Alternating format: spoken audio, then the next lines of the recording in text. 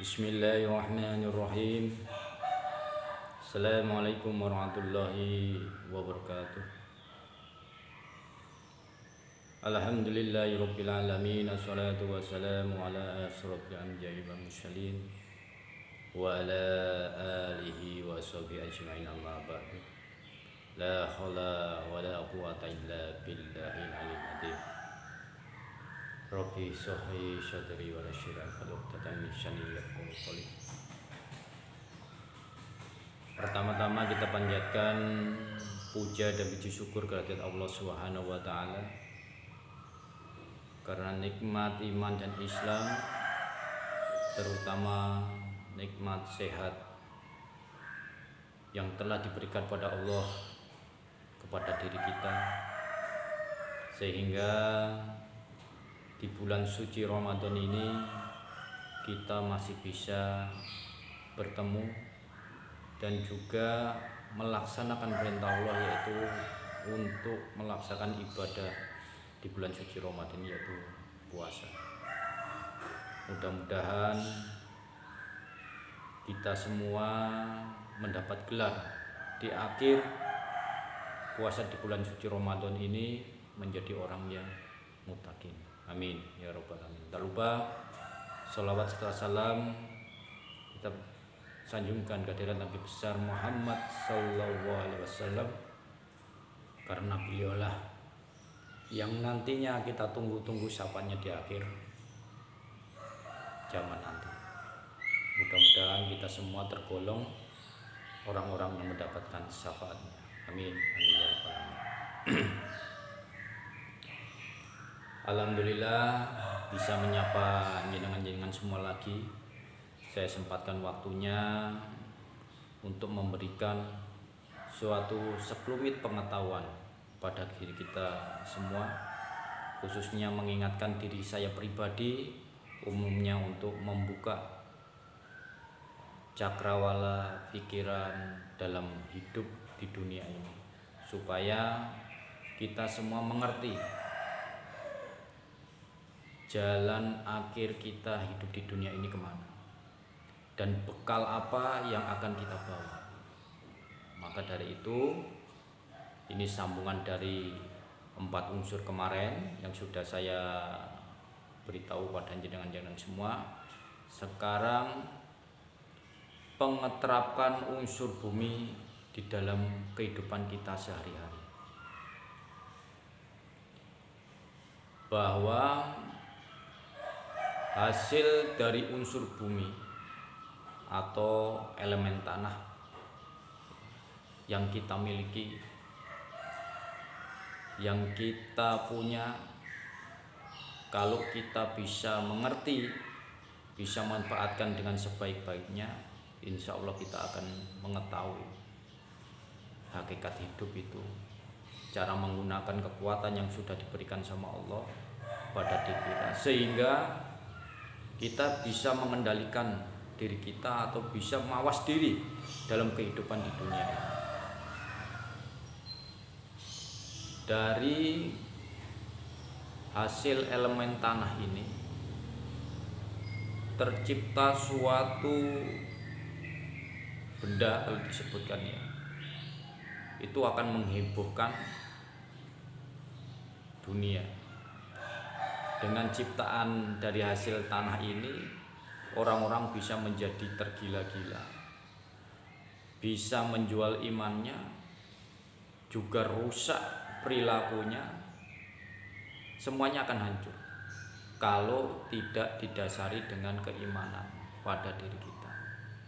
Maka dari itu, rumah singgah Asmaul Haq ini yang digembleng itu pondasinya, ya, bukan kelebihannya dulu, tapi pondasinya, supaya nanti menghadapi suatu ujian-ujian di masa depan. Ujian-ujian baik di dalam rumah kita sendiri, dalam keluarga, luar rumah, dan masyarakat luas, itu kita kuat. Makanya dari dulu yang sudah diijazahi ilmu Asmaul Haq itu istiqomahkan, hayati, pahami, rasakan. Kalau sudah jenengan menikmatin ilmu yang jenengan miliki, insya Allah penyakit-penyakit hati yang ada di dalam diri kita itu akan hilang. Rasa pengakuan yang timbul dalam diri kita itu akan bisa mengatasi kita, sehingga kita akan selamat.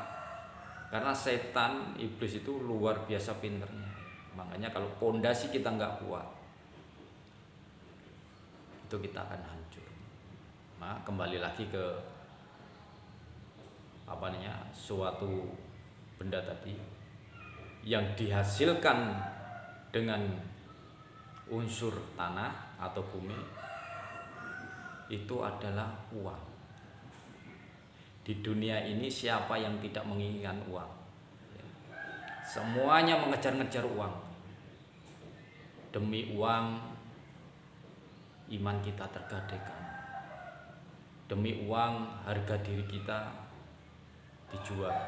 Demi uang kehormatan kita dilepas.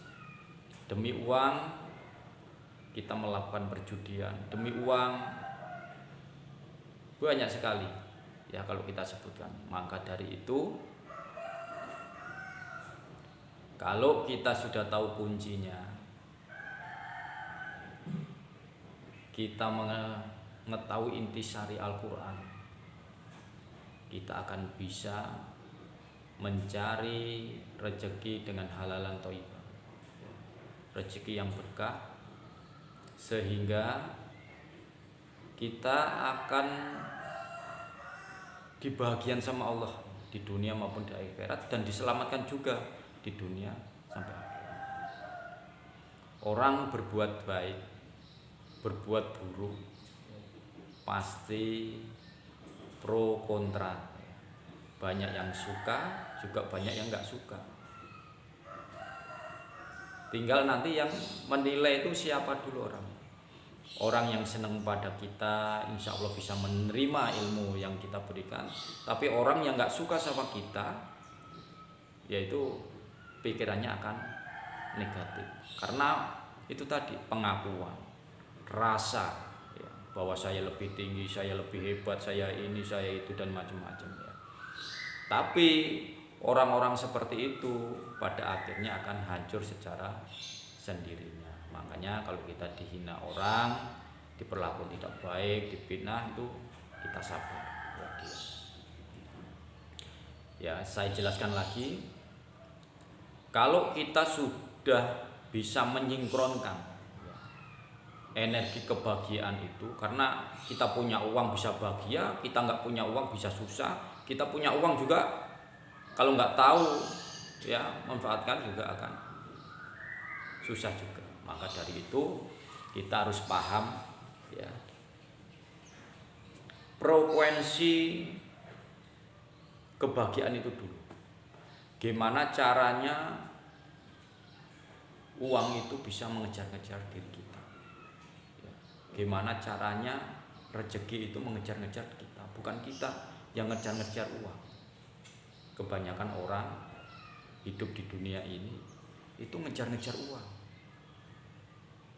Padahal di Quran udah jelas, kejarlah akhiratmu, insya Allah dunianya akan ikut. Sama, kita kalau sudah tahu caranya ya, bukan kita yang ngejar-ngejar uang, tapi uang itu ngejar-ngejar kita. Bagaimana bisa menyingkronkan ya, frekuensi kebahagiaan uang itu ibaratnya kebahagiaan, karena orang punya uang tuh paling hati pikiran itu akan bahagia. Bisa menyingkronkan frekuensi kebahagiaan itu pada diri kita, sehingga nanti kalau sudah sinkron itu akan ngejar-ngejar kita. Ya, jenengan lihat uang itu dicetak bukan sembarangan ya, bukan asal nyetak, tapi ada makna ya, tersendiri pada uang tersebut, sehingga kalau kita terapkan dalam kehidupan kita sehari-hari, entah itu dalam lingkungan keluarga, masyarakat, insya Allah itu kita akan nyatu, akan klik, akan nyambung dengan frekuensi kebahagiaan tersebut. Pertama, jenengan lihat uang tersebut dari nominal terkecil sampai terbesar. Dari uang kertas saja dulu ya, dari 1.000 sampai 100.000. Jenengan pahami, jenengan teliti benar-benar, jenengan amati gambar uang tersebut. Yang nominal kecil itu wajahnya agak cemberut, ya, nggak ada senyum. Naik lagi ke 5.000 agak sama, ya, naik lagi ke 10.000 juga seperti itu. Naik ke 20 agak senyum sedikit, naik 50 juga senyumnya agak lebar. Nah, yang nilainya 100.000, jenengan lihat Pak Karno dan Bung Hatta, itu senyumnya lebar. Lah itu simbol apa? Mengartikan bahwa kalau kita pengen sinkron, pengen klik, pengen nyambung dengan frekuensi uang tersebut, kita harus bahagia hati kita, pikiran kita, itu harus bahagia. Hilangkan rasa iri, dengki, hasad, hasut pada diri kita. Insya Allah jenengan akan diberikan rezeki, uang akan ngejar-ngejar kita. Lah itu rezeki yang berkah, barokah. Kadang orang banyak uang pikirnya masih semrawut, tidak tenang ya. Tapi inilah yang diajarkan Kanjeng Nabi Muhammad SAW. Kalau kita itu bahagia pada diri kita, ya, meskipun kita itu diberi ujian, ya, cobaan, tapi kalau sudah klik kitanya, insya Allah rezeki itu akan mengalir pada diri kita. Hindari amarah, emosi, entah sama istri, entah sama anak, juga sama istri juga jangan sampai marah-marah atau emosi pada suami atau banyak. Jenengan klikan, jangan banyak keluh kesah, tapi bersyukur, banyak senyum. Jadi hati ini harus bahagia dulu. Kalau sudah hati bahagia, insya Allah rezekiku akan mengalir pada diri kita. Terus jenengan balik. Setiap dari nominal 1.000 sampai 100.000 itu gambarnya orang menari. Yang menari juga perempuan, bukan laki-laki. Itu artinya apa? Itu simbol bahwa kita itu suruh membahagiakan. Ya, penari itu kan bahagia, nggak mungkin penari sedih ya. Pasti bahagia, karena kalau sudah menjiwai itu pasti narinya akan bagus. Kalau belum menjiwai nggak bakal bisa menari bagus. Makanya menari itu juga bahagia, senyum. Arti dari simbol seorang penari yaitu salah satunya jenengan harus membahagiakan orang tua jenengan. Kalau masih hidup, jenengan perlakukan yang baik, senangkan. Kalau sudah meninggal, kirim doa. Bukti bahwa kita berbakti pada orang tua. Jangan bikin orang tua kita itu sedih, apalagi meneteskan air mata karena perlakuan kita. Bikin bahagia orang tua kita. Terus yang kedua, bahagiakan istri jenengan. Bahagia itu bukan mengumbar, wah beli apa ayo, beli apa enggak. Bahagiakan. Bikin rumah, ya, itu suasananya adem ayem. Gimana caranya kita mendidiknya? Kalau kita ada rezeki, ya gimana caranya? Oh, pergi, ibaratnya kita kalau bulan puasa seperti ini, ayo kita buka puasa di luar. Ya, jadi bahagiakan istri. Ya, jangan bikin rumah kita itu semrawut. Ya, karena nggak bakalan malaikat atau rezeki itu menghampiri kita waktu kita itu berantem, emosi. Istri juga itu harus tahu suami, ya, seperti apa. Karena suami itu pemimpin. Jangan sampai istri-istri itu nggak berbakti pada suami. Ya, jadi simbol orang penari itu sebenarnya ada dua makna, bahagiakan orang tua jenengan dan bahagiakan istri jenengan. Karena orang tua jenengan, khususnya yang perempuan inilah wali yang enggak ada nama, keramat yang luar biasa di dunia itu ya orang tua perempuan jenengan itu. Bukan di makam-makam, bukan di tempat yang angker, bukan di tempat wong ingin, tapi berada di orang tua jenengan perempuan ini. Ya, maka dari itu kesimpulannya, ya, kalau kita ingin sinkron pada frekuensi kebahagiaan atau rezeki, khususnya uang, bikin hati jenengan senang, pikiran senang, ya. Terus hormatin orang tua atau bahagiakan orang tua, bahagiakan istri, sering sedekah, ya, jenengan sedekah. Wujud syukur kita bahwa Allah telah memberikan nikmat pada diri kita, telah menitipkan rezeki pada diri kita, itu wujud syukurnya jenengan berbuat baik, sedekah, infak dan lain-lain. Sehingga frekuensi kita itu akan nyambung sama frekuensi kebahagiaan. Ya, mungkin itu, mudah-mudahan sedikit yang saya sampaikan ini kalau jenengan terapkan, ya, jenengan istiqomahkan, jenengan amalkan, insya Allah rezeki itu akan nguber-nguber atau ngejar-ngejar kita, bukan kita yang ngejar-ngejar rezeki. Ya. Sama gambarannya seperti bayangan kita, nggak mungkin kita bisa memegang bayangan kita, mengejar bayangan kita, malah bayangan itu akan lari. Semakin kita kejar semakin lari. Tapi kalau kita tinggalkan, kita nggak ngurusin dunia, nggak ngurusin bayangan itu, bayangan dimanapun kita berada, bayangan itu ngikut pada kita. Intinya kejarlah akhirat, dekat sama Allah Subhanahu Wa Taala, insya Allah rezeki itu akan mengejar-ngejar kita. Akhirat yang kita kejar, dunia akan mengejar-ngejar kita. Kalau kita ngejar-ngejar dunia, akhirat akan meninggalkan kita. Ya, mungkin itu. Mudah-mudahan nanti kalau ada kesempatan lagi akan saya berikan ilmu, ya, atau tips gimana caranya kita itu hidup supaya sukses di dunia dan di akhirat.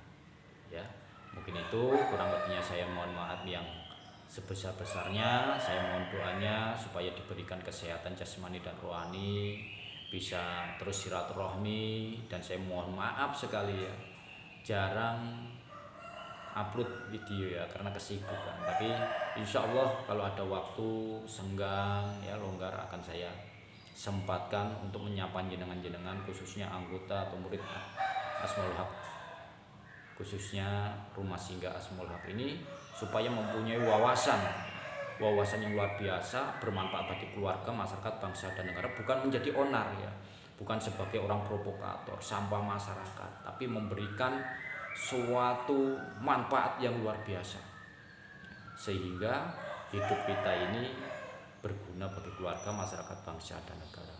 Ya, mempunyai pondasi yang kuat. Ya, kita jaga iman kita supaya kita tidak terpengaruh dengan dunia luar yang luar biasa ini pengaruhnya.